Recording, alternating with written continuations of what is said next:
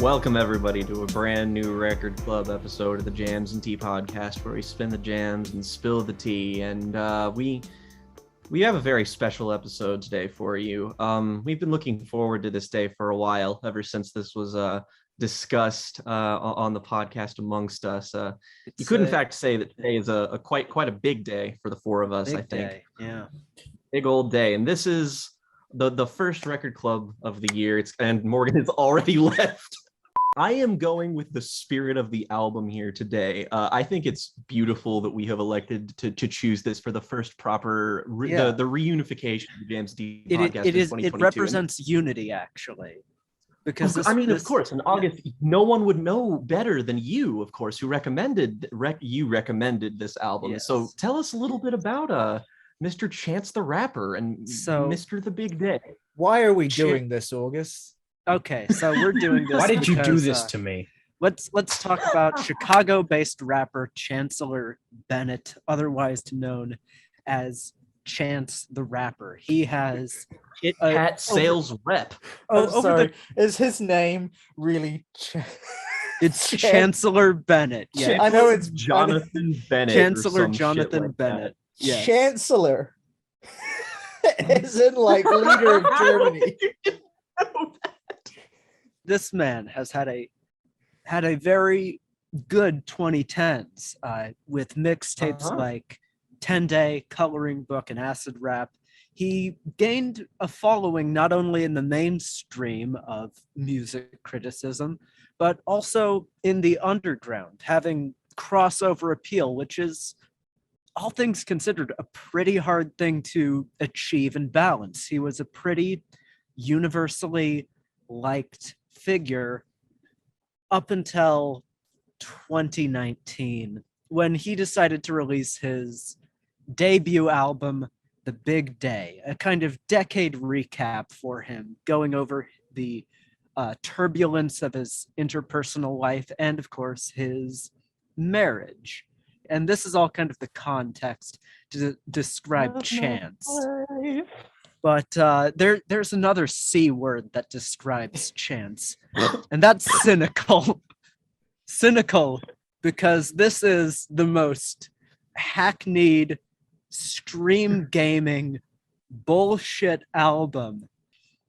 I recommended this, for the purpose of uniting the podcast for the beginning of the year, making a fun, exciting, entertaining record club for you all to listen to.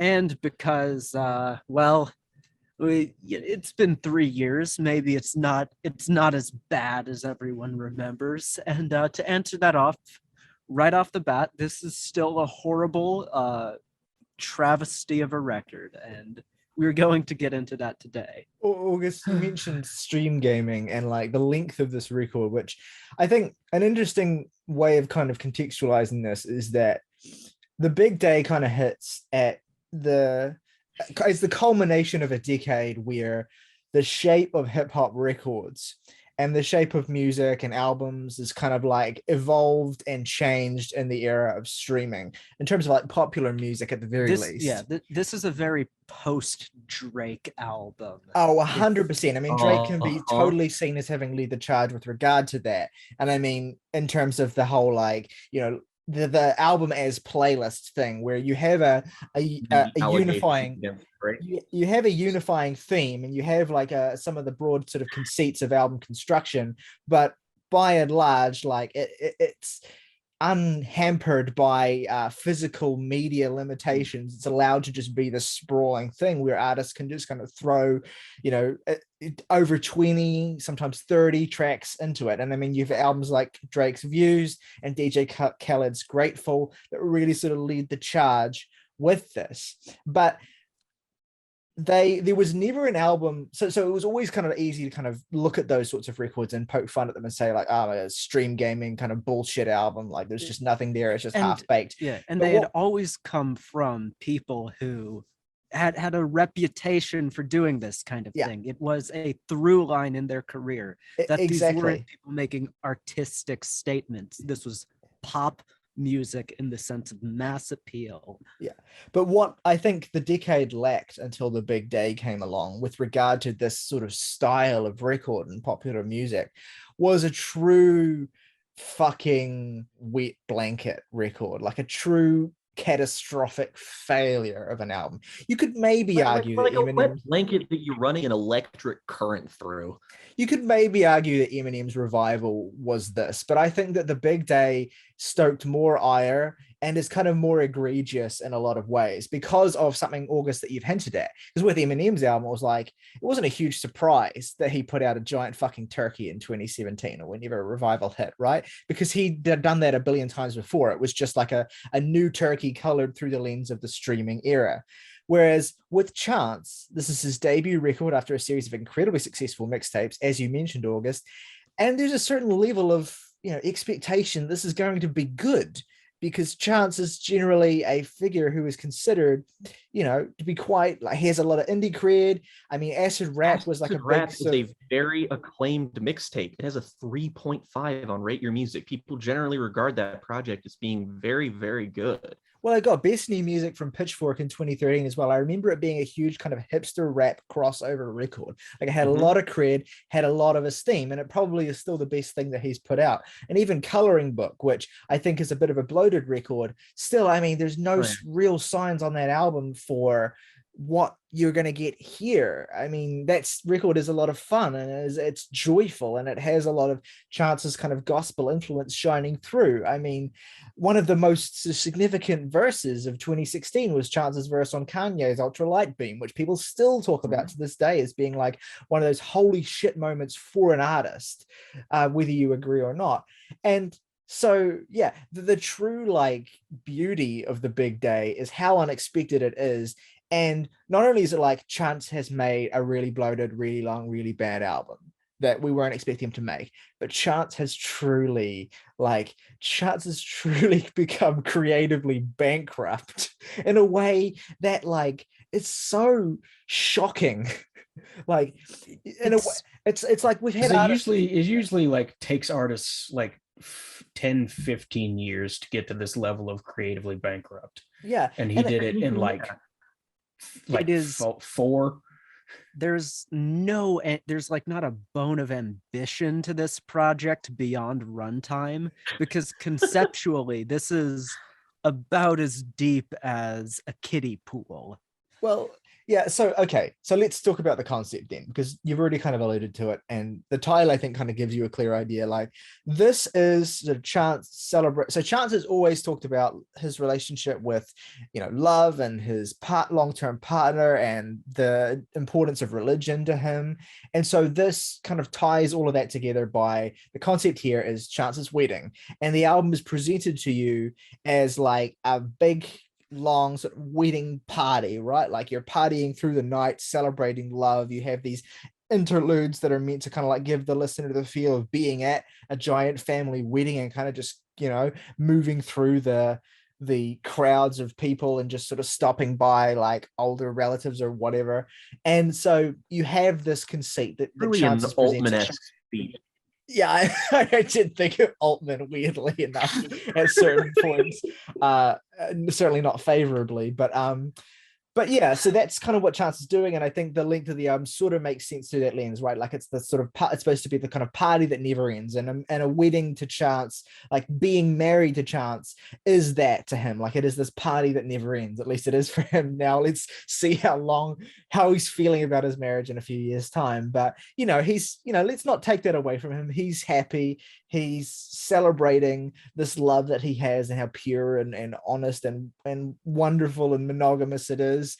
And he is, that is truly where he's at. That's who he is. And so he's truthfully making an album about that state of mind and about where he is. And it's just a fucking... I'm going to take it away from him, all right, because he took away hours of my life that I will simply never ever get back. The funny thing about all of this is that, as August said, there's not a bone of ambition in this. The concept is skin deep, and as Tyler said, this is obviously something that's like, there is something here. This isn't just an artist deciding to make a bad record. This is something it's like It's a Frankenstein's monster of simultaneous low effort and also complete and utter sincerity that manages to become one of the ugliest things I've listened to for this podcast. And the remarkable thing about it is that Chance is talking about this wedding like, oh, this is my, like, you know, this is an event, this is a big thing, I'm happy, my wife, I love my wife, I love my wife. And on 75% of the songs, this man is sleepwalking through this album. He could not sound like he wants to be anywhere less than the booth. He's just sitting here just like on one of the songs proper, I can't even remember the title, but he's just talking like, he's just like, oh, I'm so happy, it's a big day. Well, he's like losing his mind in the background of the song. Well, okay, this is a good entry into the album, I think, is talking about Chance as a performer, right? Because yes, the thing about it is he sounds awful on this album, like constantly ear-scrapingly bad. He sounds like Dave Chappelle from his last 3 some specials trying to rap while he's parched and hasn't had he's like in the middle of the Sahara Desert and hasn't had a fucking ounce of water in years at this point. Damn hot water, hot transphobia. Well, here's the thing, right? It's not as though Chance has changed as a vocal performer that much, but there are certain elements of the limitations in his vocal performance abilities that he decides to just kind of lean fully into.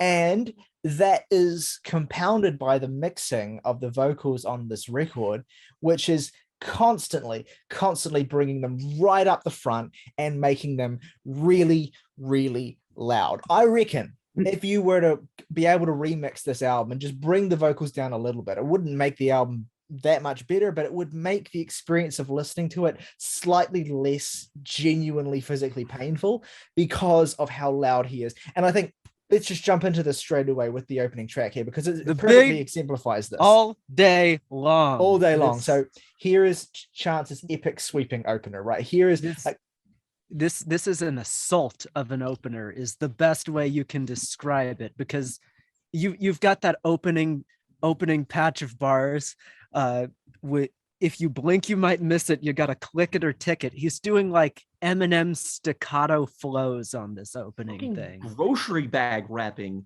Oh what my year God. is this? So yeah, that's another aspect of Chance's performance on this record, as well as that.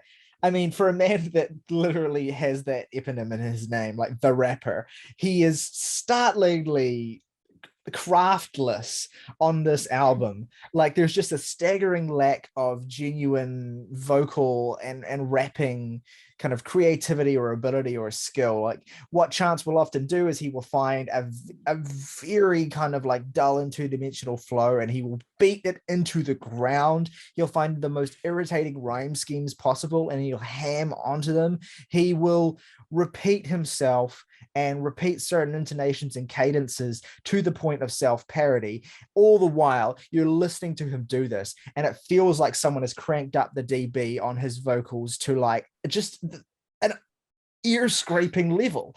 And it's a compounding of so many little issues that are just that all swell together to create this kind of megalithic monstrosity of pain. And I'm just talking about Chance's vocals and vocal lines and rapping and performances. I'm not going to talk about anything else that happens on this album, because that's also a problem. several problems.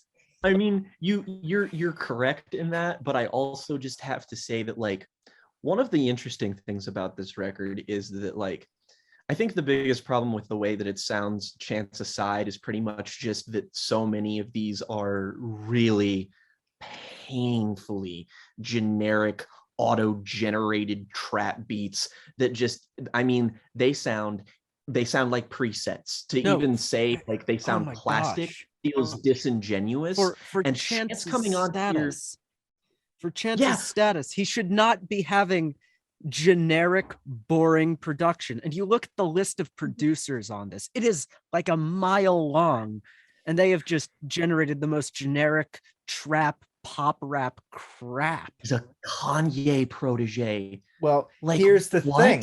Here's the thing, Jake. For the longest time, this Chance's debut album was going to be called Good Ass Job, which is admittedly an even worse title than The Big Day, but it was going to be produced exclusively by Kanye.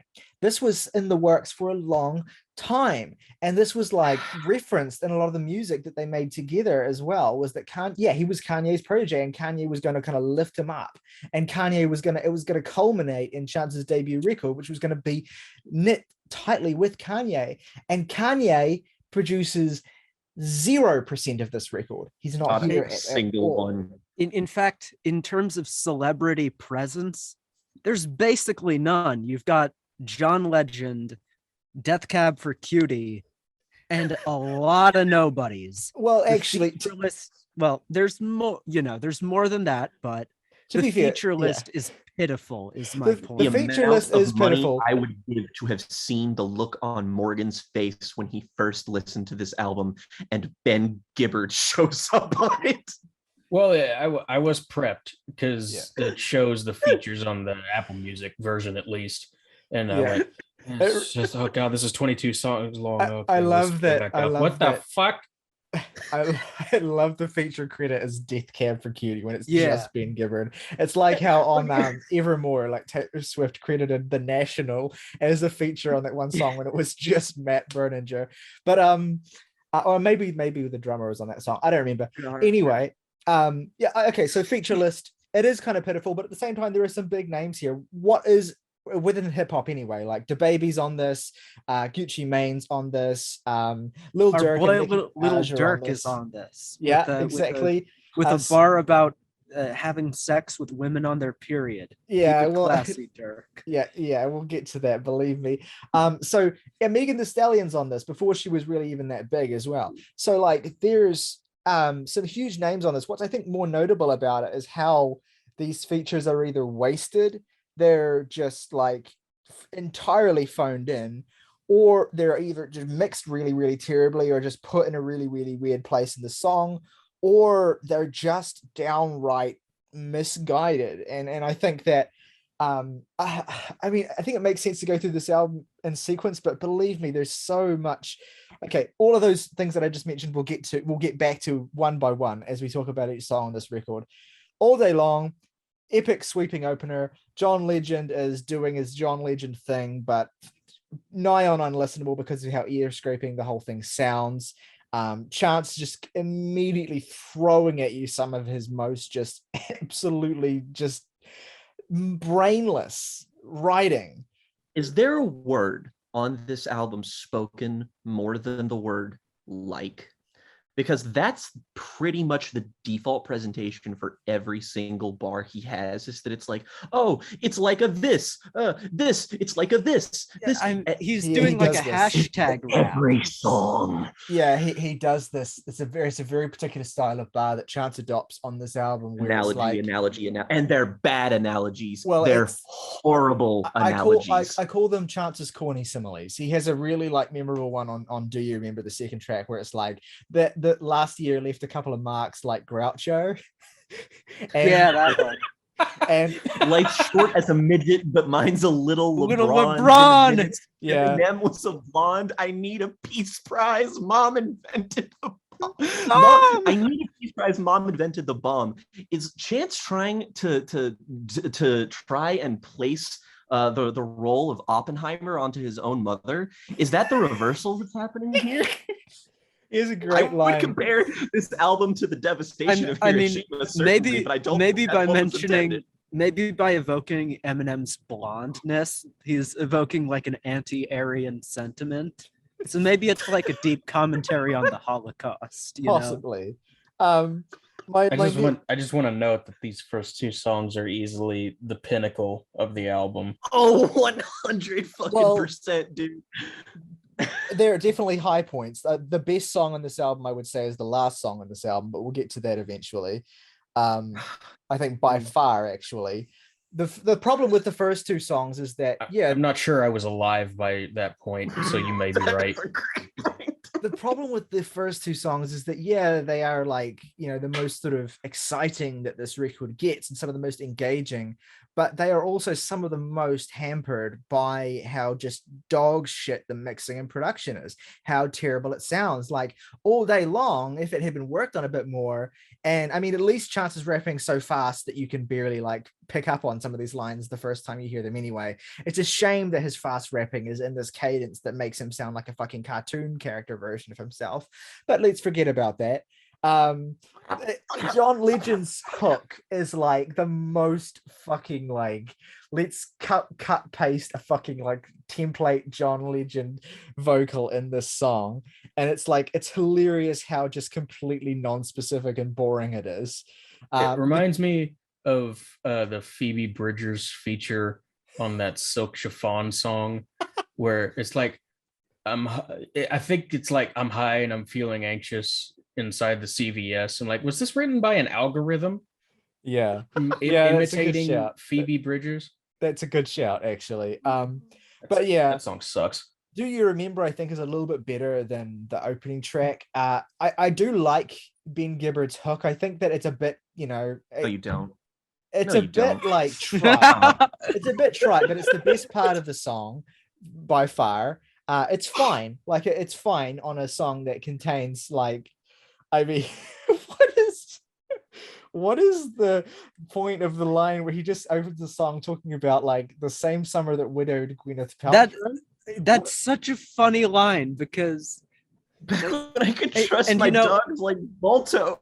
Let's like he's actually let's Avengers, get into that right? for a second. Yeah, he's talking, but I want to get into that for a second because it's emblematic of a big problem with this album, in that, and a lot of albums that rely, because this album is so heavily reliant on pop culture and cultural references, that as soon as you're 2-3 years out from that, you have to check Genius for every single little fine comb tooth thing to even get what the point of the simile is.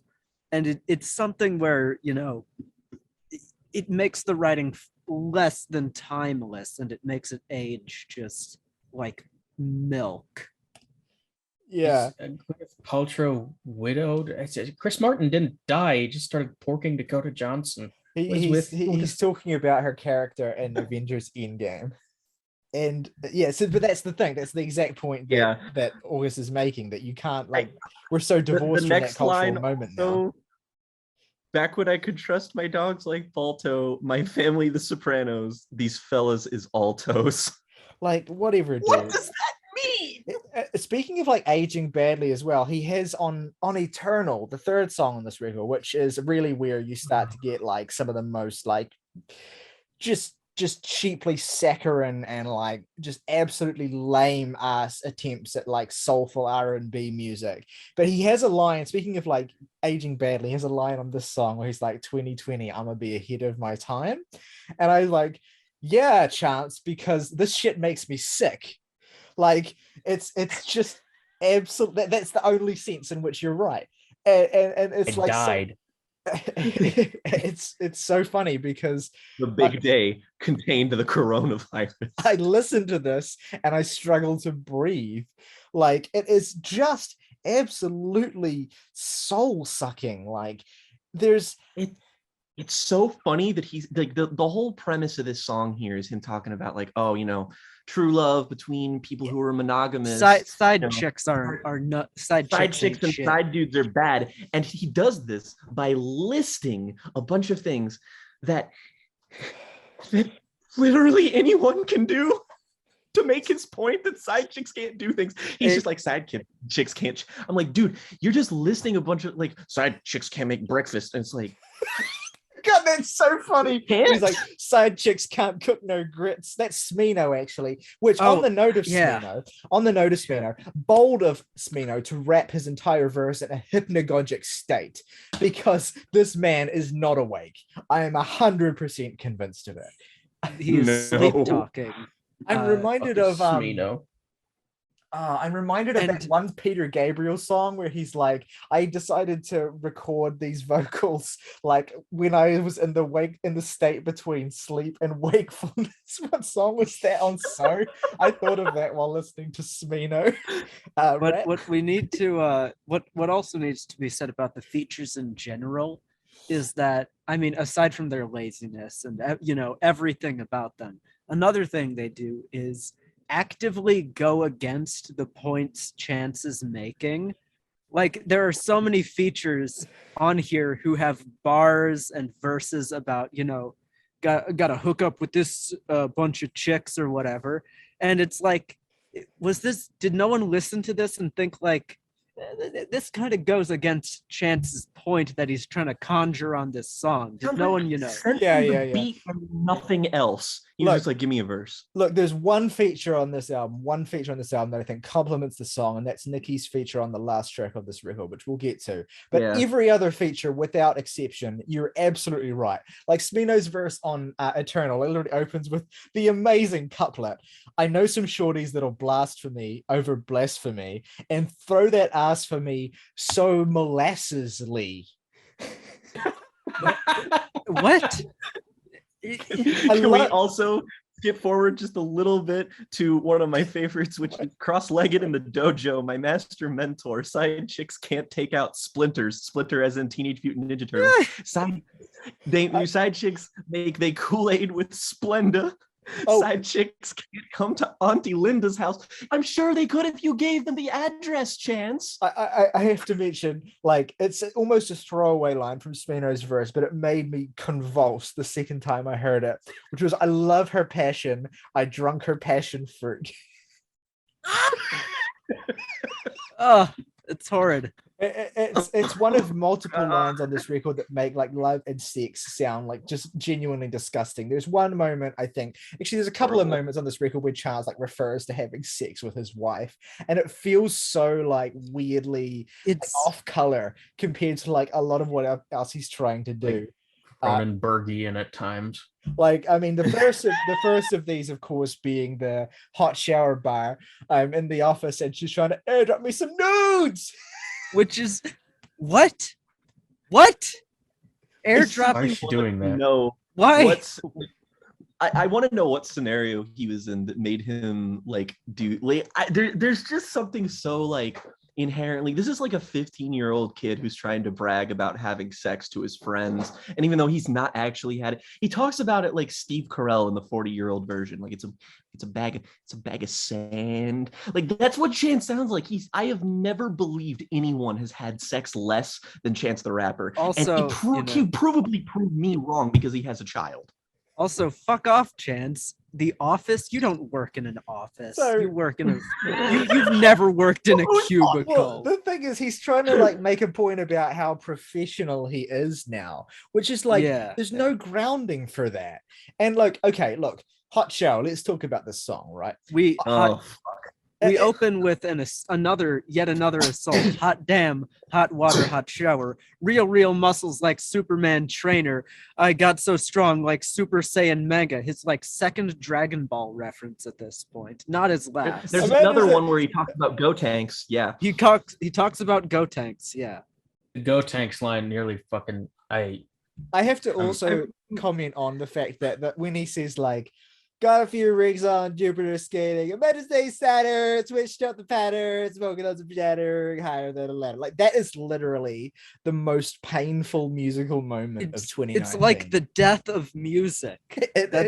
You're listening to a death rattle. Look, I do think like there's a little bit of like genuine humor in this song. Like, I can see what Chance is going for. Like, I get that he is approaching this as like a goof song. Like, he's approaching this as like an intentionally kind of like, not intentionally shitty. I'm not going to give him points for that, but he is intentionally trying to be like really, really goofy and have like a little bit of a fucking like skit moment. He has a bar about sourcing on the workers at McDonald's, and then he has a good burger bar. And I like the way that he, even though it's terrible, I like the way that he kind of references it again later in the song when he talks about getting head from a white man's daughter. Her lips ain't big, but I'm loving it. Like, that's a nice little callback to the McDonald's bar while also talking. God, you're really scraping the bottom of the barrel here, man. And when I say nice, I don't mean like, artful or anything. I just mean like it got a giggle out of me. All right. The problem, you can see there's a joke and you can see the setup and punchline. Yeah, the problem is there's just a sea of just like, it's so ugly to listen to.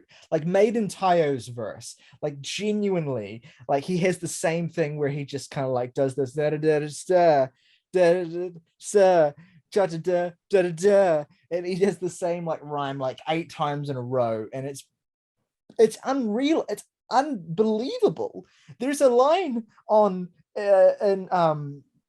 sorry, that was the baby's verse where there was the callback to the McDonald's bar that Chance dropped earlier. And incidentally, like, I know the baby toxic, but like one of the best verses on this album. Not saying much, but he is at least a presence. Like, he at least, like, when he starts rapping, you're at least like, okay, someo's awake on this album, and they're like, you're doing something wrong when they're I'm actually sort of crafting. Takes the mic from you. That said, he has a line about how his lawyer beat the case like Tina. What? That moment referencing Ike's abusive relationship, like with Tina Turner, and it's like so off color.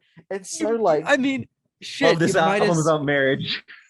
You might as well say, you might as well like evoke OJ at that point. Exactly. This is the thing. Like, this is an album that is ostensibly the concept is the most wholesome marriage in the whole world, and DaBaby's dropping a bar where he compares his legal issues to one of the most famous abusive relationships in all of black music. Like, what is going on? Like, what am I hearing? I need to point out how much it bothers me, and I bet it bothers August too, but when he's like, just the way he says Super Saiyan manga, it's like, first of all, I don't believe you've read manga. Shut up. Second of all, Super Saiyan manga. The manga is called Dragon Ball Z, Chance. It's not called Super Saiyan. It sounds so clunky and stupid. And that's not even like the thing about this song that kills me is that, like, yeah, I get it. It's it's supposed to be a joke. It's jokey. It's silly. But the thing about it is that this is the longest 3-minute song of all time. That chorus that comes in, the fucking hot Atlanta smoking greens, cauliflower. He says this so many times. And by the end of it, I was just like, is this an 8-minute song? How long have I been listening to this? Is this progressive rock?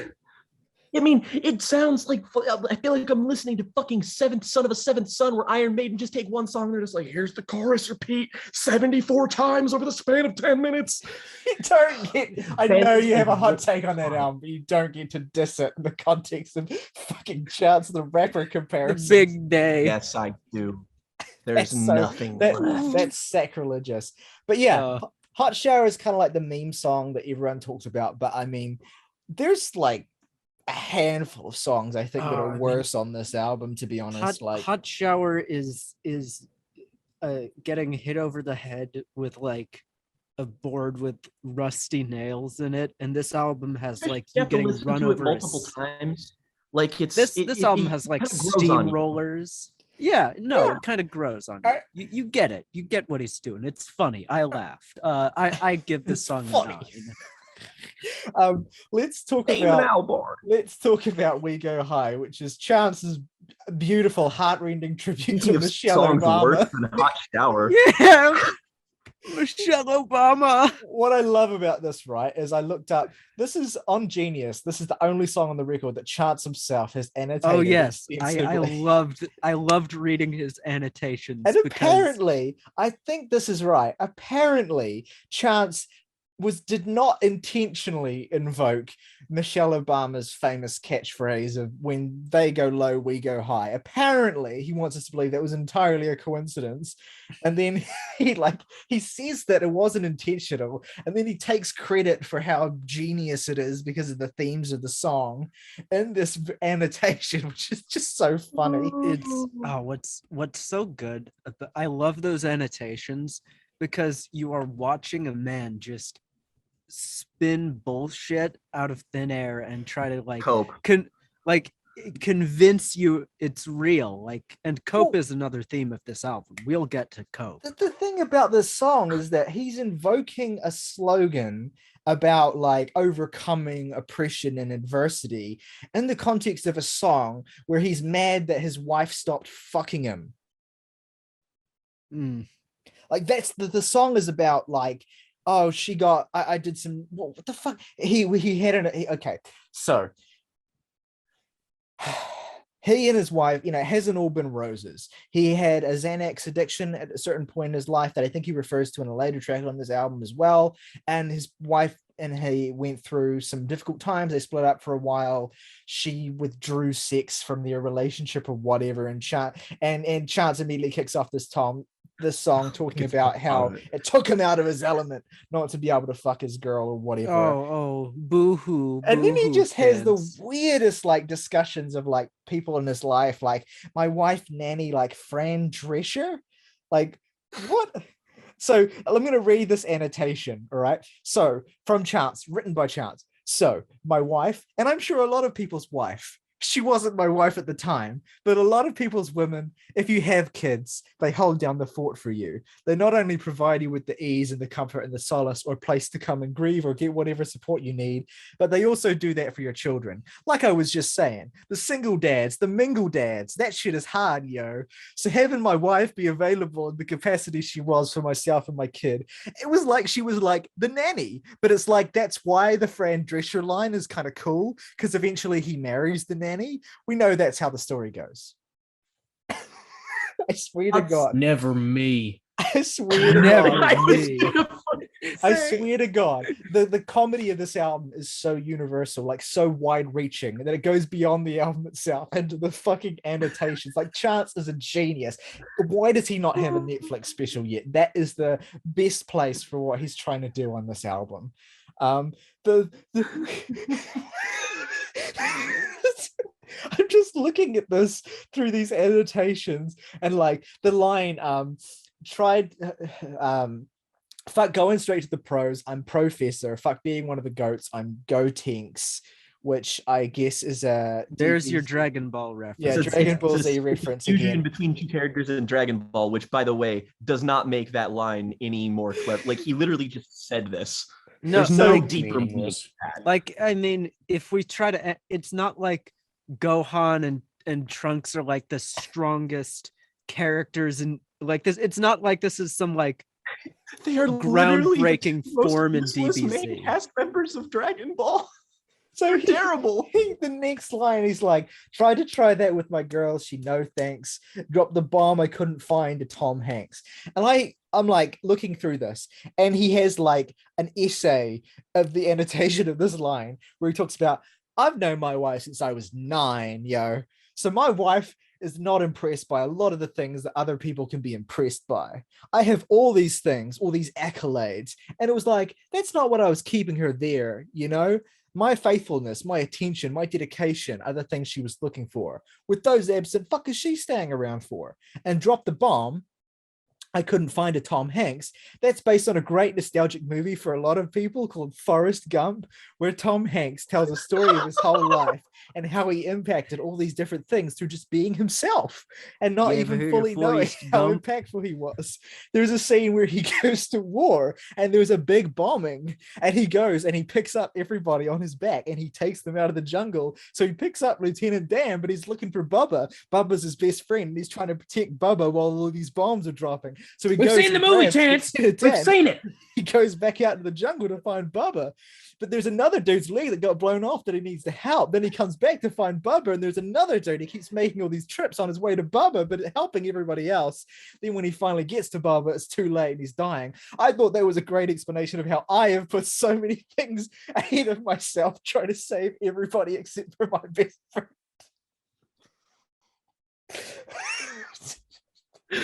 Can I just point out my favorite human beings and a real hero? My favorite lines on this song are "Kid proud like Penny's is," which is a reference to the Proud family, BB and CC, I need like 20 twins, which I don't know if that means he needs 20 sets of twins or 20 individual twins. I'll leave that up to the interpretation of the viewer. But the next set is the most baffling lines on this album. Child murderers. Energy. Got her in my family like Indian. Feel it in your gut when you uppercut Balchinian. What? The layers to this fucking bar. The layers of shittiness. Why didn't you just say get kicked in the nuts? Why did you have to go through the middleman of referencing the bad joke? Why did you do that, Chance? I have to highlight here. We give the glory to you, God. One living true God. You make us booyah and throw up the woo like you, God. They prop up statues and stones, try to make a new God. I don't need an EGOT, so long as I got you, God. Deep breathe the woosa. Pretty sure I need you in this season, like a flu shot. I love how the premise of this is just like, oh, Chance's wife or partner, baby mama, has stopped sleeping with him. So he immediately, it's like a fucking Scorsese protagonist. It's just like time to embrace religion. That's what this song is about. It's about turning to the Bible when you can't get laid. Well, truly, he is a disciple of Kanye in that sense, right? Like truly, that the fucking influence. There's a lot of similarities to this album and Donda, and I really don't like that. There's a lot of similarities in this album and Jesus is King, to be honest. Like same year.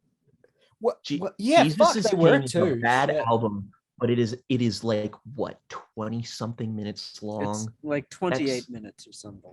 This is like, I'm so much happier this exists though than I am that Jesus is King exists, because we couldn't do a record club on Jesus is King. We couldn't have fun talking about that album. It's got like 2 jokes on it and that's it. This is the gift that keeps on giving.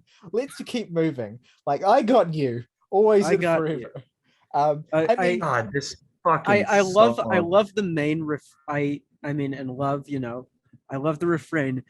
Do it for the 19 love. 19. Do for the 19. For the 19. Do you get it? Chance likes the Bible. Have you guys ever heard of the Bible? It's this really obscure book. The show Evangelion was based on it. Great book. And this is where like the religious cope starts to kick into full gear, because like bad albums we've reviewed before, like the Toby Mac thing, religious cope is on full display throughout this album, where it's like, just need Jesus and everything's gonna be all right. What really gets me though, the most egregious thing about the song is in the hook, Ari Lennox hook, where it's like, take it all with a grain of sand. That's not the saying, Ari. It's take it all with a grain of salt. What does take it all with a grain of sand mean?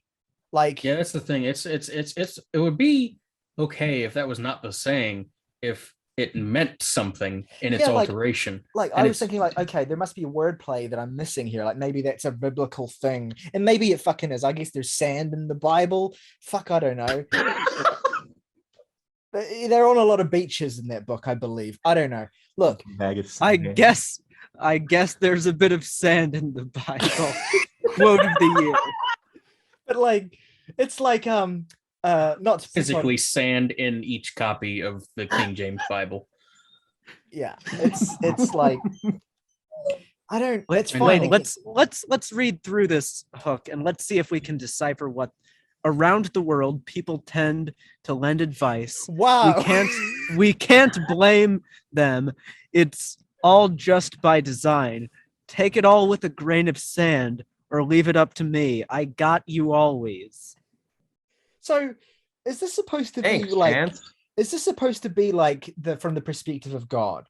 Like, because I leave it all up to me, I got you always, like by design. This is truly the atmosphere.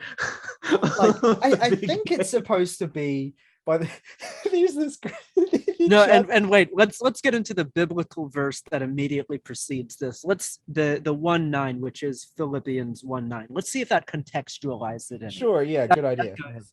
I pray that your love will overflow more and more, and that you will keep on growing in your knowledge and understanding.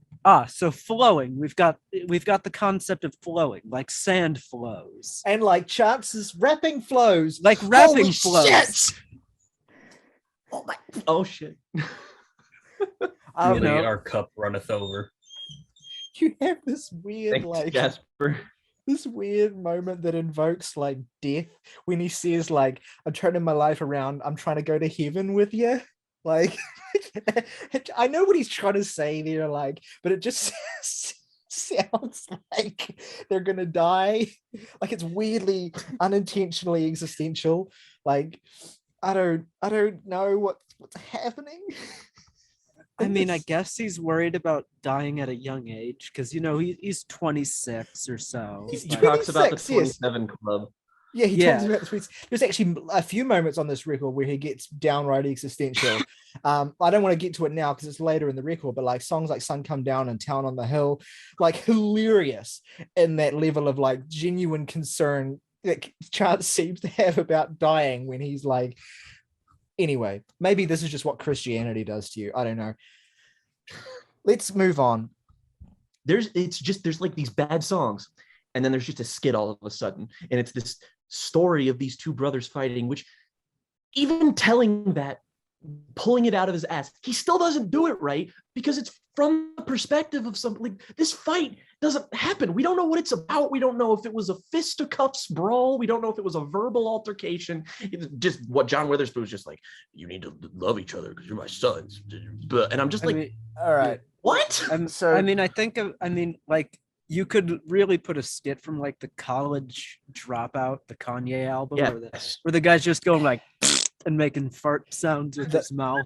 Like you could put that in here and it would make about as much sense. I definitely think it would actually improve the experience. There are lots of elements of this record that are very clearly invoking the College Dropout, actually. And that's definitely one of them.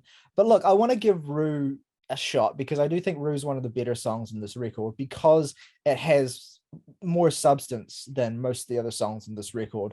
And because Chance actually does something meaningful to emphasize his concept, which is about growing up and his relationship with his brother, which is that he gets his brother on to rap on this song, and it works because his brother Taylor Bennett can rap, and in fact gives one of the best rapping performances of the record. I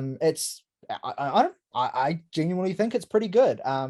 That said, the song does have other problems, one of which being Coco Rosie's hook, which is just the most like, it's not even a hook really, it's one line, and the way that she sings it, like roosters calling in the distance, like the whole like manic pixie dream girl voice, like white girl, it's so like, it sounds like a white American girl trying to sound like Bjork. That's what it sounds like. Well, it's like the most like textbook like white girl ethereal singing voice that you had show up all throughout the 2010s, right? It's like, at least when Eminem does this kind of thing, he gets Skylar Grey to do it, and she's a little bit more vocally talented. But like, whoever the fuck Coco Rosie is, like, it's like Chance doesn't even have enough like faith in her to let her like give a proper hook. It's just like 5 words about roosters. Like, what? Did they grow up on a farm? Is that what the song's about? Maybe they grew up on a farm. I don't know. I'm pretty sure. He's a Chicago native, so presumably he grew up in the city. Well, what the fuck is the rooster? What? Because it's the fucking perfect embodiment of the non sequiturs on this album. That just things like hooks and verses just show up, and they don't belong to anything. They just happen. Look, I've tried my best to understand. I do think this is one of the better songs in the record. I think it's all because of Taylor, frankly. I think Chance doesn't really do very much in his verse. But yeah, it's one of the better songs in the record by virtue of, not having as many egregiously bad things in it. And I enjoy the relation of the song to the skit that precedes it, even if I find all of the skits on this record completely unlistenable. again, there's just parts of this record where it feels like, oh, he suddenly remembers that there's this concept of this record of about like a family gathering and like coming together and celebrating a union and like everyone being in this one place and it all being this glory thing, and then just kind of totally just completely veers away from that, or just doesn't really capitalize on it in any way. And the title track on this record, right? What a fucking nothing song this is. Oh my gosh, like and you've got a Francis and the Lights feature here, which I mean that's already setting yourself up for failure. I just want to say Francis and the Lights sucks. Francis and the Lights does suck, yes. This no personality, no presence, and this is your title track. So I don't even know what the fuck that is. I have a few things I want to try and like unpack about this, because there's so much about this track that just confuses me. The greatest day of my life. Look. So aside, let's pretend for a second that it's not just a complete non-entity of a song, which it is. Like that's assumed, that's understood, right? It's just there's nothing there anyway. The parts that aren't just totally anodyne musically are like a car crash of sounds that just kind of collide together at certain points. The hook is all the song has, and it is so weakly delivered that it may as well not even be there. I think Jake or someone's already invoked like how pathetically Chance like sings the hook on this song.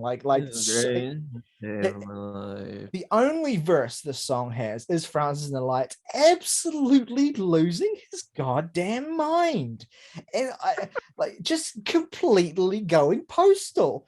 For what reason? Like fucking Martin Sheen in Apocalypse Now, like it's just like fuck shit. I just want to get it. This shit is so hard. Oh Lord. Another point of this yet another example. Can't wait to have that in isolation. A feature being completely incongruous with the actual song itself. Well, yeah, but this is the thing, right? So I guess that the connection is the line, like the hook line and the hook. The only way to survive is to go crazy. But this is the thing, right? What does that mean? What do you mean? You're talking about your wedding day. This is the greatest day of my life. I'm so glad you arrived. Like showed up at the altar. You were doubting she was gonna even turn up. What's funny? I mean, maybe she heard the demos. It comes across as one of two things. It's either self-defeating because it's a shitty song, or if all these parts work together, it's basically him. It sounds like he's in denial. It sounds like this man is about to go postal, and he's constructing this song to be like, this is actually a nightmare. Run away, get as far away as you can. That's the thing that breaks me, y'all. It's like the whole album is about how joyful it is for him to be in this union. And I believe it. I believe it is for him. But why is the only way to survive to go crazy then? What does that mean? I can't stop. This has kept me awake. I can't stop thinking about this line. Why? Why do you have to go? What does that mean? Why? Why is the only way to survive to go crazy? What? He says it so many times in this song as well. I don't get it. I don't get it. And one thing I think we should note at this point is that Chance only got married in 2019, the same year as this album's release, which is so confusing, especially considering that the album that would eventually become The Big Day was worked on for a number of years.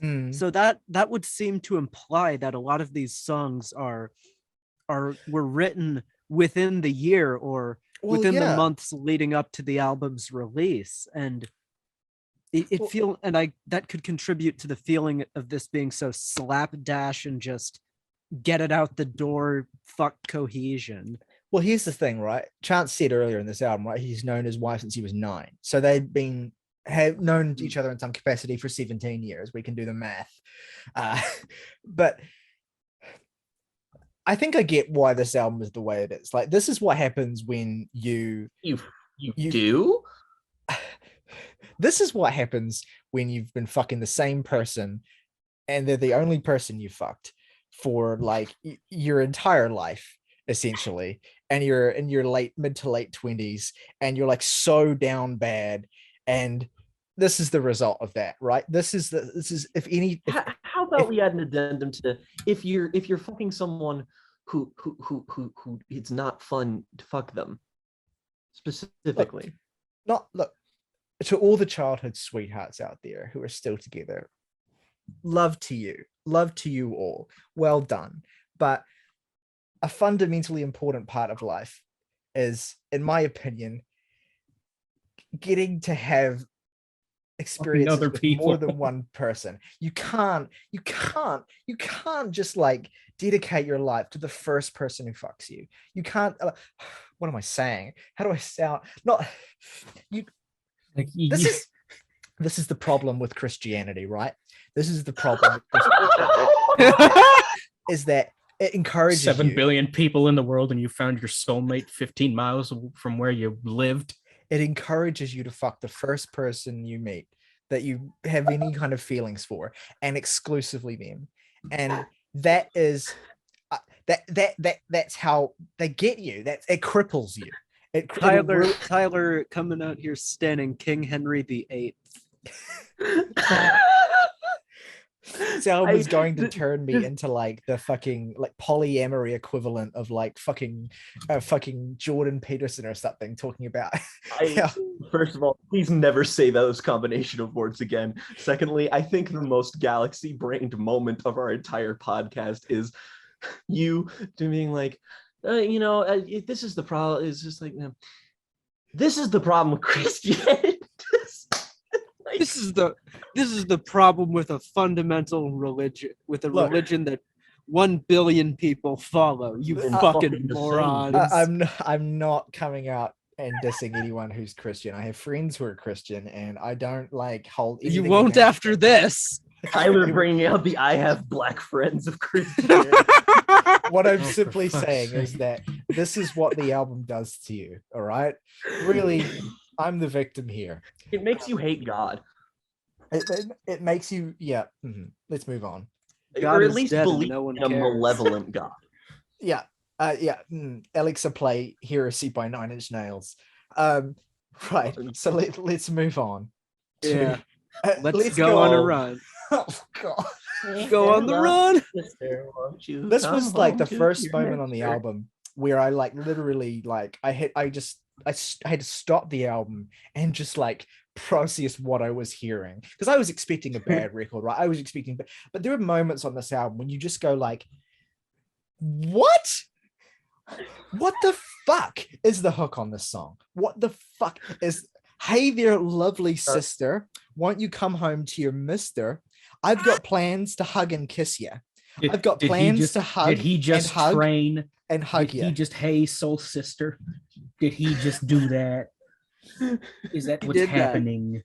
He did that. The hook itself is weird and whack enough as it is, but it's the way Chance delivers this. He sounds like the small, lilting voice of a Victorian child with a degenerative disease. Like, he's like, "Welcome to your mister. Got plans to hug and hug you." It's just do you need a doctor? This is the thing with Chance. He has 2 vocal ranges on this album. One of them is like baby talk, and the other mode is like Hobo Johnson levels of like just fucking vocal just saying words. Like the verse on this song opens with meet meet, I feel like Roadrunner. I got that Superman hidden under my cheap suit, sitting just waiting for Lois to want to leave too. You left out a word there. Are you implying that you are keeping Superman in your pants? That's being unfaithful, Chance. What I love about this, right, is okay, we have this song about like fucking, escaping with his partner or whatever. The fucking flow he uses on this verse is the exact same flow that Kanye uses on Yikes when he's talking about like getting Me Too'd, Russell Howard getting Me Too'd or whatever, and Chance even does a Me Too line on this, and it's like he's weirdly invoking this song that's about Kanye's debaucherous sexual escapades to talk about this song about like wholesome running away with his girl and like with a giant pair of Timbs. What? Like, What? I'm deeper with an okay. I'm deeper than an iceberg with only the tip in. Come on. On this song, he has the tone and melodic mastery of a cat when you step on its tail. It's just absolutely caterwauling, and it continues the same into Handsome as well, which is truly like an absolute nadir of this record. Again, somehow not my least favorite, but it is fucking close. Like, baby, you look good, you look handsome. Baby, you look good, you look pretty. I know why you stop fucking with me. It's a lot of warm in the city. When he says that, he sounds like Drake. Baby, you look good, I look handsome. Yo. Look, Drake sounds like fucking Mariah Carey compared to Chance the Rapper on this song. Like, my big fine rotisserie, big tongue will make it slippery. I'll give you a sec to shake it out. Now, like literally, this is again, I've referenced the fact that Chance on certain points of this record gets downright sexual, and like, and I mean, of course, this is the song with Megan. This is the song like with Megan Thee Stallion on it. And I mean, for God's sake, she at least, you know, she can sell the sloppy sexual lines because that's her shtick. But when Chance is saying shit like, you out here baking hot like Megan on my bacon when it pop, you look good naked, you look good pregnant, anything you make it pop. Like Chance, these are the least romantic, the least kind of sensual like references to sex I may have ever heard in music. This is like from the Diary of a Serial Killer. I like the women when they're pregnant. It gives me a real erection while stabbing them. Big Fish. Does Big Fish. Okay, honest question here. Does anyone, any of you, please, does anyone have a goddamn idea what the fuck Chance is talking about on this song? Because I don't have a clue. I'm sure he's evoking like the Tim Burton film Big Fish, perhaps. Yeah, because it's the way the character in Big Fish tells his life story, in that like some of it might be embellished or something, but I don't know what that has to do with the verses at all. I swear my story just like Big Fish. I've seen hoes. I was always just like, which. One day, Big Catch hit the bait and switch. I was on the line. I became the Big Fish. This man is not talking. This doesn't make sense. I think that Chance might be like, I think that he's proof that we really do live inside a simulation. I think that he was programmed by the robots to be placed into all of our brains, and something didn't work, and it's malfunctioning. And this is before I even mention, and this eluded me until the third time I listened to this album, and yes, I listened to this album 3 times, is that there's a fucking anti-vax line on this song. God, yep. Is there? He real lieutenant, God's army. He like a doctor. He'll never let a shot harm me. Tell me, okay, maybe he's talking about bullets. Maybe he is, but there's no fucking way that's not an anti-vax bar. I'm sorry. About it. Maybe Chance really did start COVID. Says a lot. 1-9 bar, COVID-19. Oh my God. Oh my God. Shit. How did that not even occur to us? What? Chance the Rapper. What? Maybe we shouldn't. Chance the biological warfare expert. Maybe we shouldn't post this video. Maybe Chance will end us all. Maybe that's it. Maybe Chance is like actually the physical incarnation of Jesus Christ, and he's just trying desperately to like get his message to the people. But the Antichrist, the evil opposite of Chance the Rapper, Michael J. Fox has like poisoned the children. 5-year plan. Okay, all right. Look, brilliant evocation of Joseph Stalin with your wife. Look. Okay. This is again, nothing speaks sexy like 45 million dead. Am I right, honey? We're still not at my my least favorite song, but I have to say a few things about 5-Year Plan. This is maybe the song I have the most to say about actually on this record, because this There's song, certainly a lot to it. this really broke me. Like this broke me anew. Like, okay, so This is a is song. also a notable evolution in the record where he's now in his like sad boy ballad phase in the record. And look, this is a Which- song about Chance overcoming his Xanax addiction. And it opens with some of the most, like, I guess, poignant lines that like Chance has written, because they're quite simple but evocative in the context of recovering from an addiction. You got to schedule vacations in your 5-year plan. You got to schedule celebrations in your 5-year plan. You're going to have several revelations in your first 5 days. And your first 5 minutes, have your first 5 fans for like 45 minutes, take your first shift break. There's no time for impatience in your 5-year plan. There's no time for hesitation in your 5-year plan. A lot of shit came at you in a 5-year span. So like when the song started out, I'm like, oh shit, is Chance actually going to meaningfully like rap about overcoming his Xanax addiction and like, you know, becoming a stronger person?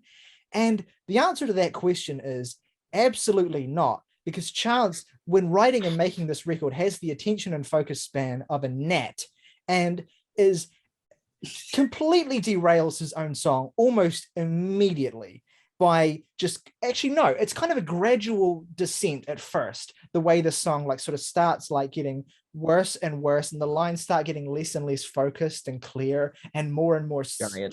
Stakes on B5 phonum. The first kind of big red flag is when he does that line where it's like, I love to say your name, Lord, it come from my diaphragm. It's like, okay, it's like the most forced rhyme ever. Like, fuck, I need something that rhymes with plans and sand. Diaphragm. and it just keeps getting worse and worse and worse from there. Get Trunk to sing the same song. Ken Jeong swung. Giant mistakes on fee fi phonum. What? Like I don't even know who, like, who's What? the person he's referencing? Is that a member of BTS or something? Kim Jong is not a member of BTS. Yeah, if that's what you're Ken asking. Jeong. The Yeah, actor Ken Jeong. the actor Kim Jong is not in BTS. But Oh, no, the point that's is, the unfortunate. thing about this song is that it gets worse and worse incrementally, like as it progresses, to the point where I have a theory that this song is documenting the experience of having a stroke, because it's genuinely, it's like the audio equivalent of like watching like half of someone's face slump and their body It's just the kind fucking of horse drawing. Oh, that's like the really defined horse painting, Yeah. and then the line, it's just like a kid drew it. It is. And then you get, so you're getting these bars, and they're getting progressively more confusing and making less sense on a kind of like linear downward slope level. You get to Chance's chorus where it's just like, things eating away at my heart, that's just the way of the art. Like, what is that supposed to mean? Is he saying that his Xanax addiction is a necessary consequence that he has to suffer to be an artist, or what is he trying to? And then he goes to like, turns into like, I just want everybody to love, love, love. I wish I could play a guitar. What? Again, you're incrementally making less and less sense. And then just at that point, you have Randy Newman enter the song. Yeah. And the moment this happens, I'm like, I grabbing my hair, and I'm just like, I feel like I'm dying. He sounds like he's dying. It's a genuinely disturbing vocal feature from a vocal legend, Randy Newman. It sounds like he is demented and wandering around a retirement home in a daze. He is barely stringing together not even a sentence, but like a phrase. This motherfucker doesn't even have clauses. He just has words. Time has come to be who you are, to be who you are, to take it all in. Time has come to be who you are. And I'm like, I'm worried for his well-being. It feels like Randy Newman has not consented to be on this album, and so Chance has fucking roofied him and like put a mic in front of him as soon as he starts waking up. Like, Wheelchairs him into the studio. and then Chance comes in again, and again the verses just get more and more fucking nonsensical. Who's that in the back of the back? You deserve a plaque and a pat on the back. I see you all in your suits like the cat in the hat, with the clean black slacks and the jacket to match. Found your way back like a Cadillac with the flats, came around like a satellite, down like a battle axe. Why do you word insure me like it's Affleck? That, incidentally, why do you word insure me like it's Affleck? That's word salad. I don't know. Why do word birds Burke Bacharach? Why do worms prefer habitats? Why did it occur where it happened at? Why ain't no apples in Apple Jacks? Are you ready for the big day? I don't know, but you're well on your way. Got a heart attack like cataracts. Of Occam's razor. Legitimately, by the time you get to the end of that verse, total, like, we've deconstructed language. We've completely gone. He broke it down to its bare essentials. I swear to God, I'm not even like sensationalizing what this song does. Go and listen to it and enjoy the experience of gradually feeling like you are being taken out of your own mind and just like falling away from yourself into a pit of despair. When we first started this little, like, what this YouTube channel is right now, when we first started this in 2020, the first thing we made, other than the first episode of this podcast, was a video where we watched a film called Life Itself. And if you know that and have seen that video, there is a thumbnail. That thumbnail is Chance the Rapper's face. And if you want to know why it's Chance the Rapper's face, it's because August sings one of his verses. And Life Itself has the exact same structure in that it is bewildering nonsense until it becomes the most boring movie you've ever seen in your life. That connection, those connections mean absolutely nothing to me, but they're all I have right now. They're the only way I can make coherent thoughts at this point. It's the only form in which we can speak of. You know, we should really let's get into Slide Around. Okay, so here we I have complicated thoughts on this. So for one, this is a bad song. Chance's hook is annoying and repetitive. But I will say this is by a comfortable margin the best beat on the album. And that is because this song is produced by Pierre Bourne, the only song on the record he produces, the only song on the record that really feels like it has a professional touch production-wise. I do think the trap hi-hats are just a little too loud. They often are in just music and generally. But aside from that, I really like the beat on this song. I've had it kind of dum dum dum dum dum dum in my head, like, and it's been pleasant and enjoyable. But of course, everything else about it utterly sours that little one grain kernel of enjoyment I could possibly take from this plain white tee and some blue jeans. Yes. And again, like, this is the thing. This is a filler song. Like, it's just a filler song. Like, it's not adding anything to the record. It's literally like not about anything. It's not about anything. There's some really kind of dumb bars about Meek Mill and Rick and Morty that just kind of like don't even leave the kind of impression you would hope those kinds of bars would leave. Once again, culture, like these total cultural anachronisms at this point. Before we proceed, I want to do something here. I want to ask, because I know the answer to this question, but I just want to give a moment to concede this, because of the four of us, I don't think that there's nobody here that's going to have us, like, it's all going to be variations of the same feeling, I'm sure. But Morgan, I want to ask you, at this point in the album, where were you mentally? Just not curious. Present.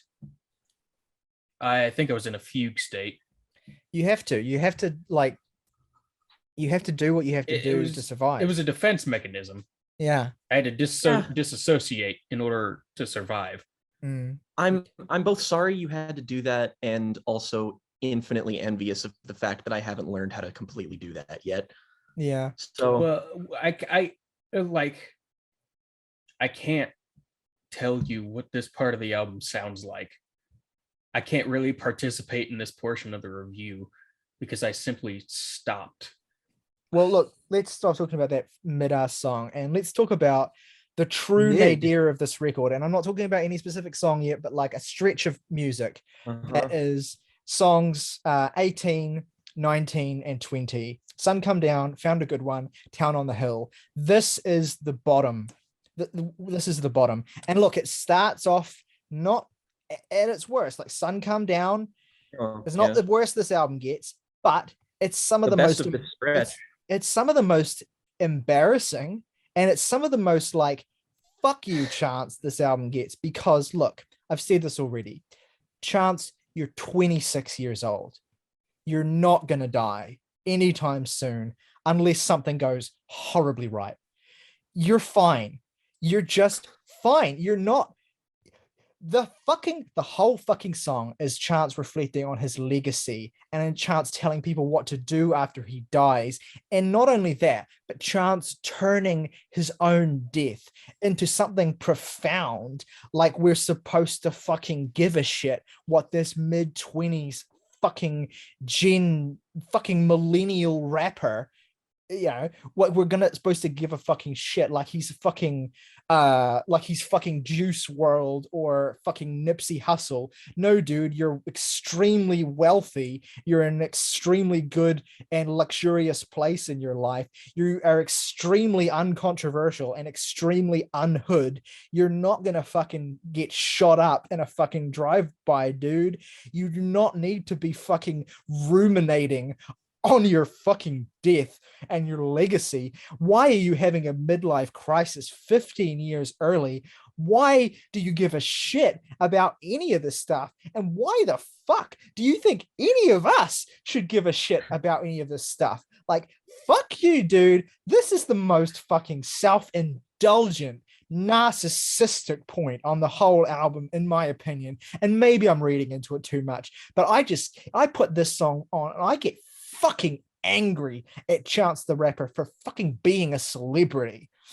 I would if this wasn't the most boring fucking song. It's like a lullaby of narcissism. It's very like it has real late period Kanye vibes. A lot of stuff here does, to be honest, but like it's like late period Kanye vibes. Would sound more interesting, not better, but it would sound more interesting than this. Well, like it's like late period Kanye vibes in terms of like the rapping and personality that's being projected, but it's like early period Kanye vibes in the sense that a lot of the musicality is trying to rip off early period Kanye. Oh yeah, doing it really, really, really poorly. You know what it reminds me of? It reminds me of fucking Jaden Smith. Oh God! You ever listen to the albums he made? That's a good comp.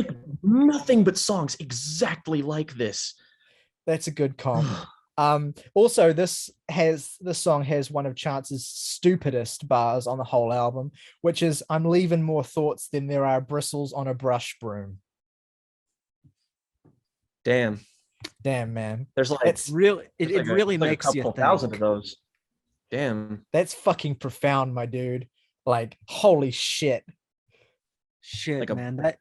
I want to go and like right now. I want to go and just like sit on a beach and like contemplate and just fucking listen to that on loop. And like, and the end of the song is so unintentionally funny when he's like talking about like 7 p.m. thoughts in my home, who to put in my will and who to put in my won't. Yeah, fucking some fucking 90s rush ass shit. My will or my won't. Yeah. Same. I'm so glad we were thinking of this. I love this. Thing. I don't want nobody to be at my wedding that won't be there for my marriage. Whoa. Real Dude, shit. Real shit. Real man, shit, like, man. I don't quite wish ill upon Chance the Rapper. Actually, no, I do wish ill on Chance the Rapper. I don't wish him harm. I just hope that he like falls over and breaks his nose. Like something that's enough to be painful and inconvenient, but nothing that's going to like harm him like genuinely for a long amount of time. I just no, Jack. You literally just said I don't wish him harm, but I do wish he would break his nose. Well, that's going to be the title of his next record. I wouldn't care if they died. It's like, no, Chance, I hope you're doing well, but also I hope that karma did something to you for this, because this is the thing, right? I need that. He's inviting it here because he has a line where he's like, he's talking about in this last verse about how all the haters are like talking shit on his marriage and like it will never last. And there's a line where he's like, where he does voices of people like detracting his marriage. He's like, oh, I know one day they're just gonna co-parent. And it's like, be careful what you say here, Chance, because you've been married for less than a year when you write this. And it's going to be so funny, so funny if this ages poorly and Chance is divorced in like 5 years.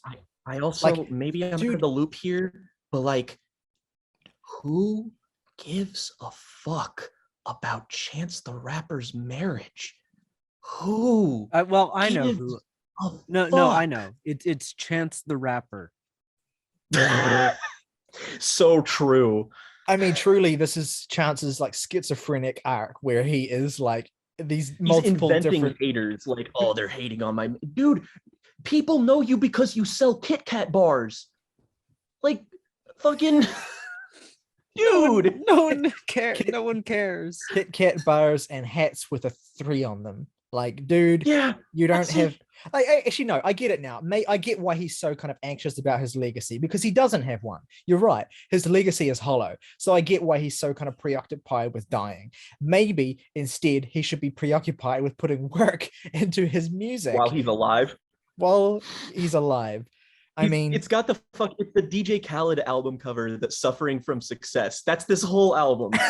It's like him, suffering, him like this, wiping his tears with dollars, being like, "Oh no, they want my marriage to fail." All right, okay. Here we go. Okay, look, I have 5 words for you guys. I'm not single no more. I'm not single no more. No more. I'm not single no more. I'm not single no more. I'm not single no more. I'm not single no more. I ain't single no more. I'm not single no more. I ain't single no more. I'm not single no more. I ain't single no more. I'm not single no more. I ain't single no more. I'm not single no more. I'm not single no more.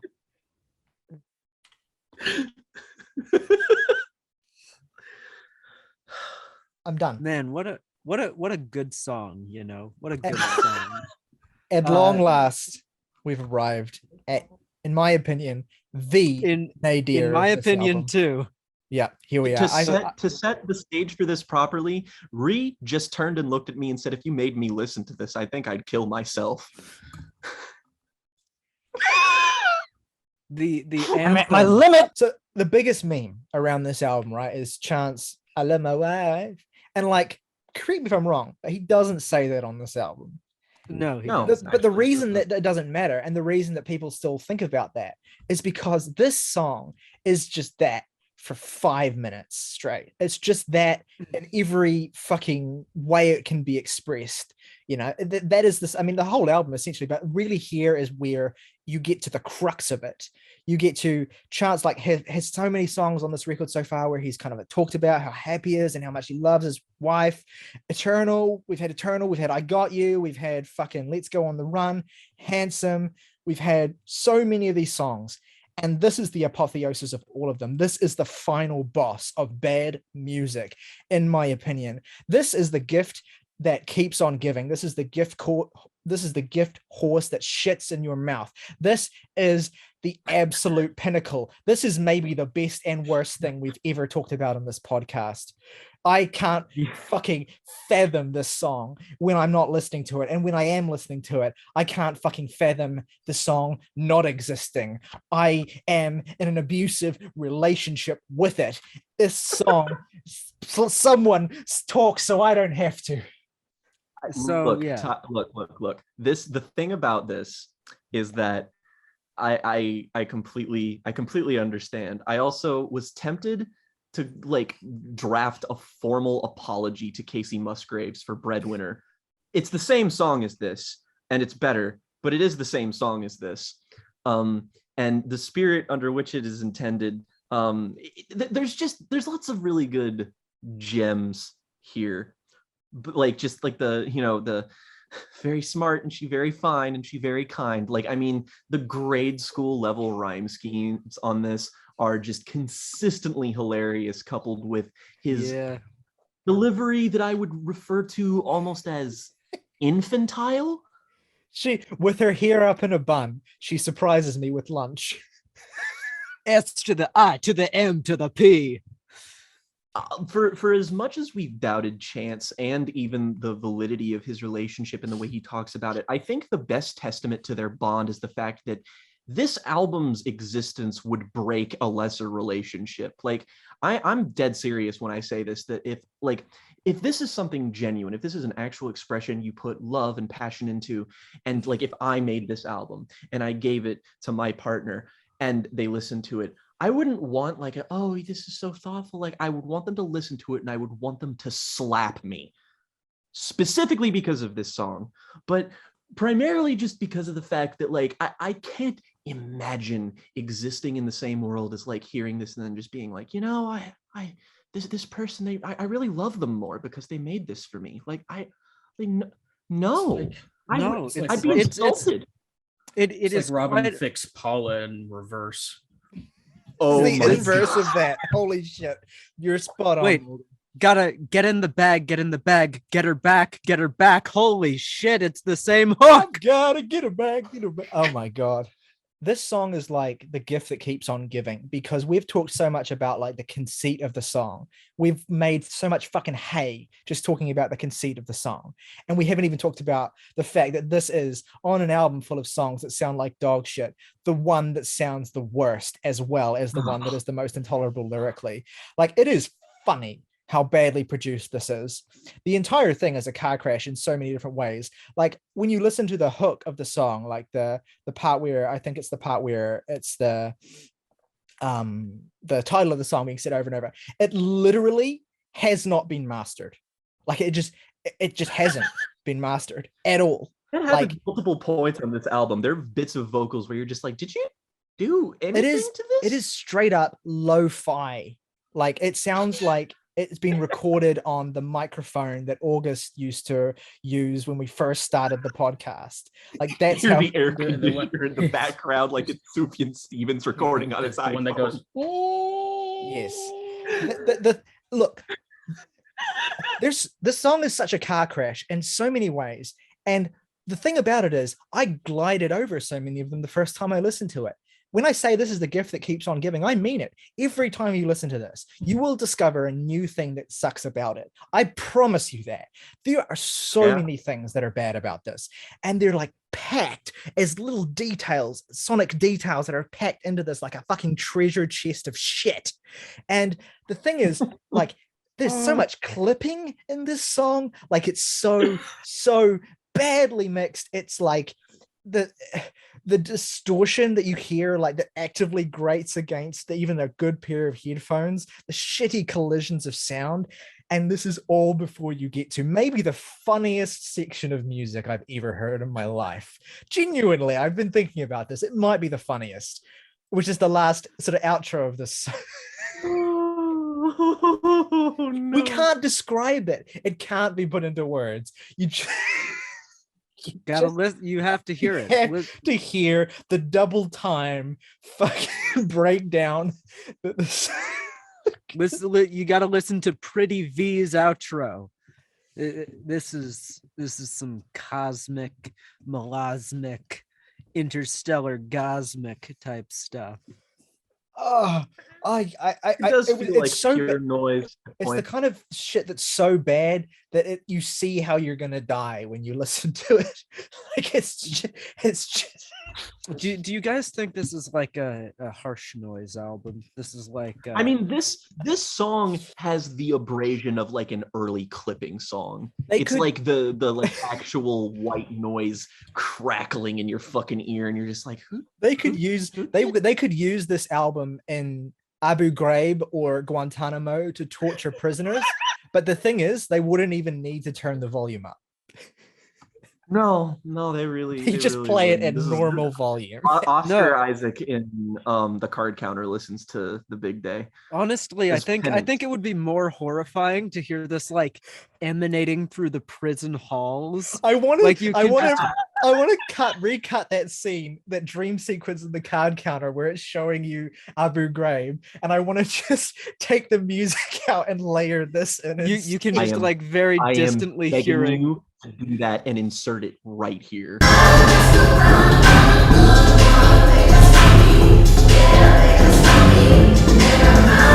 It almost feels anticlimactic that that's not the end of the record. I don't have the energy to talk about Town of the Hill very much, except to say the fact that it's so bad, guys. It's so fucking bad. I want to just recreate for you for a second the way that Chance sings in this song. They built a town on top of a hill, yellow in hue, standing in plain sight. They caught my eye and spoke to my soul. What a good deed, I said. Chance sings this song like a 5-year-old learning to read. He invokes the town being yellow, so I've got the image of piss in my mind. We've had so much of this record of Chance just rapping off his fucking. See, what I just did was more creative than anything he's done on this record. But like, we've had so much of him just rapping really fast in this album that there's something surreal and like kind of existential about hearing him sing in this kind of really slow cadence at this point in the album, sing this kind of lullaby ass song where he's like simping for God. Thank you, Father. You really love me. Like he's fucking Sally Field getting an Oscar. You really love me, God. Thank you so much for loving me, Thanks, God. Daddy. Our house has the most in the like middle of our house. Who's doing the little girl voice in this song? Whoever it is should be tried at The Hague because it's who knows? It seems like it feels vaguely sex pesty. I don't know, just whoever's doing this voice, just it should not be allowed to be around kids. That's all I'm saying. I like how the beginning of it starts out with someone who implicitly is like at this wedding and wants to leave because it's been going on for too long. And like, yeah, me too. Yeah. You've captured the experience of going to an actual wedding. I feel like that if you listen to this skit Morgan coming up to the camera looking like Eddie Brock in Venom. I think if you listen to this skit more than just a few times, you should be put on a kind of FBI watch list, and like your laptop should be seized. I do want to know who genuinely listens to this album, like without like I know that like August would listen to this not for genuine and like you would genuinely enjoy it, but you'd be fully aware of the fact that it's because it's garbage. But I want to know what kind of person you have to be, like what fucked up shit has to happen in your life for you to sit down for this 77-minute long span and be like, you know what? Yeah. It almost feels like it doesn't feel right for our video to talk about Zanies and Fools, because I actually, the worst kind of like twist of fate is that I actually really like this last song. I won't go as far as to say it's great or even really that good, but it's like compared to everything else that precedes on this record, it's like a fucking salve. It is, because it's feels like a lesser track on Acid Rap, you know. It's just, yeah, for sure, but like there's a genuine sense of fun on the record. Like there's Nikki's on the song and you feel like she belongs on the song because to a large extent it is about their friendship and it is about their connection and it is about the ways that they've grown up and have entered the music industry, have mirrored each other in a lot of ways. I mean, they were both kind of broken by Kanye for one. But there's a lot of other ways in which they share a lot of parallels. Broken by Kanye. Yeah. I didn't mean for it to come across like that, but yeah. I mean, it's still a song that musically feels like a 6-year-old child hitting you with a plastic bat. Like sure, you just want to shove the fucking thing, but you can't because your relatives are around. But it's annoying, but you got to put up with it. It's the end of the record, you know. Like in 2 hours, I'm gonna leave. Yeah, and so I mean, what else is there to say? I mean, we've done it. We've conquered this fucking beast. Well, we have to let's get into the album cover real quick, just Sure. just as a Oh, coda to Christ. this.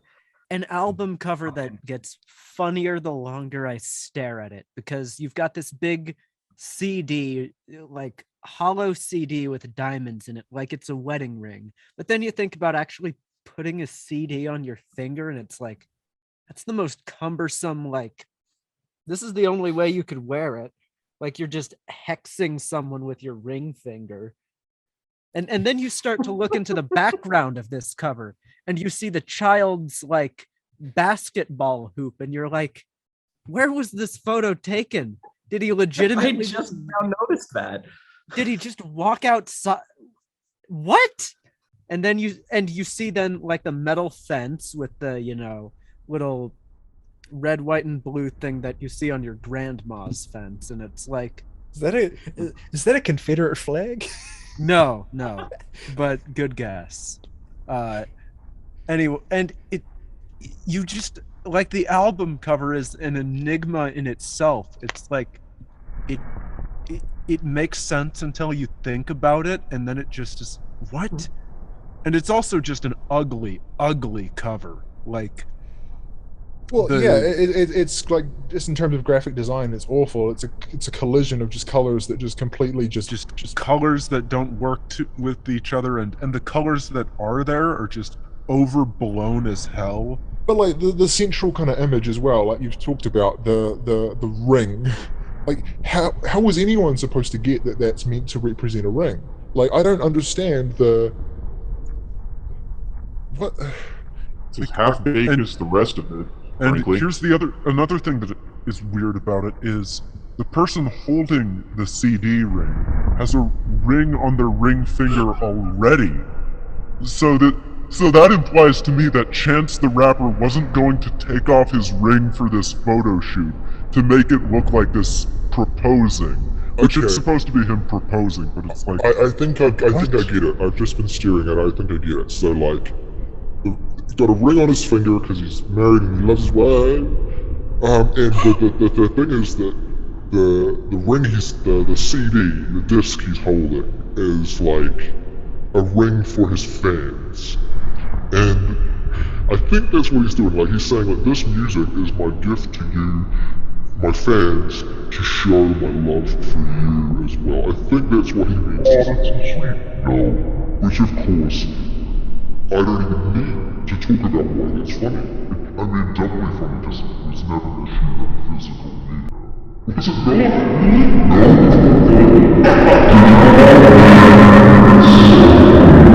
not? To put a bow on this is that when it comes to the cultural space that Chance the Rapper occupies, I think it's interesting and mildly infuriating that in 2017, we had a bunch of kids from Texas meet together because of Kanye West, because of an internet forum. And the band that they formed was called Brockhampton. And they made their first 3 albums with nothing but fucking in a cave with a box of scraps. And they took over the world. Chance the Rapper, on the other hand, is a media mogul, a literal millionaire, and he can't afford to even half-ass his debut record. Meanwhile, we have a bunch of poor kids from Texas making albums that, people actually like and listen to. And I think that the big day signifies sort of the death of the previous era of hip-hop. Like, this idea of Chance as a figure is so much less tangible in the year 2022. Like, you have to keep delivering with either quality or interesting content. This is not quality and it's not interesting. When you have somebody like Kanye making a 2-hour-long album, something that's just as big and messy as this, you have Donda, but you have enough good material that your fans can still latch onto you. You have a rollout that people can, compete with and talk about. Whereas with this, it's nothing. It's a Chance, you missed the opportunity. The bus passed you and it's over, man. I'd love to be able to agree with you, Jake, that I think this signifies the death of anything. But if Certified Lover Boy proves anything this year, it's that these kinds of albums can just keep being successful no matter what. Yeah. When you have enough pull behind them. And I think what it tells us about these figures like Drake and Chance as well is that once you do get a certain, it's not that they can't afford to make them sound good. Of course they can. But once you get a certain amount of money and once you have a certain amount of like philanthropy or interests outside of music, music just becomes secondary anyway. Like it becomes another obligation, becomes another thing you do because that's the thing you're known for. And even that's sort of what I mean though, is that like as a business, it's like, you know, we have Jay-Z coming on being like, oh, I'm a businessman, blah blah blah blah blah. It's like that idea though, I don't think anybody new can sort of occupy that anymore. Like you can have albums like Certified Lover Boy, but it's because Drake has a pre-established fan base. Like you can't have another Chance the Rapper come in all of a sudden. It's like you have to give us something first. Like the idea of like a corporate mogul first and an artist second is like this is late capitalism, the album. Yes, basically, unfortunately. And we are all both stronger and worse off for having done this. May God have mercy on our souls. I am not stronger. I refuse to take any sort of silver lining out of this experience. There isn't one. Okay, there's not a good song on this album. I don't have a favorite song. 3 least favorite tracks are definitely got to be Found a Good One, Get a Bag, and probably fucking We Go High. Just blech, leaves a nasty taste in my mouth. Like 1.5. I think it's about a 6 out of 10, you know. No, I don't. Yeah, I think you do. I'm not writing that in the spreadsheet. I'm just not. After all we've been through, after all that you've gotten away with making us do, you don't get to do that. Okay, you fine. can't keep getting away with this. Fine, I don't get to do that. I get to give it a 7. Whatever, dude. No, fine. It's a 1 out of 10. Morgan. My favorite track is Hot Shower. My least favorite track is Hot Shower. 1 out of 10. All right. So my 3 least favorite tracks are Found a Good One, 5-Year Plan, and Ball and Flossin'. My favorite track is Zanies and Fools, and I'm going to give this a 2. Amazing. So that gives us an average of 1.4, which has got to be that's got to be a record of some kind. I think that might even be the lowest average we've ever given. I think it might be. I think Sear's lower. Yeah, Sear might be lower actually. Now that I think about it, probably. Yeah. Is. But I mean, Sear is 0.5, of course. But like, yeah, Sear's worse, but yeah, that's something special for us. Anyway, thank you for tuning in, everyone. Make sure you stick around for the new year, baby. For more New Year content. Exactly. We're going to be back next week with our next record club, which is delightfully going to be something that is much, much more palatable. We're going to do a fucking 180 and talk about Devin Townsend's Ocean Machine, I believe. Oh, fuck yeah. And we'll also be back with a new main episode on Sunday as well. First main episode of the year too. Jake and Morgan just put up a video where they broke down the entire discography of legendary metal band Opeth. Go and check that out. It is dope as fuck. And yeah, if you like what we do, if you enjoyed the video, make sure you give it a like. It really helps us.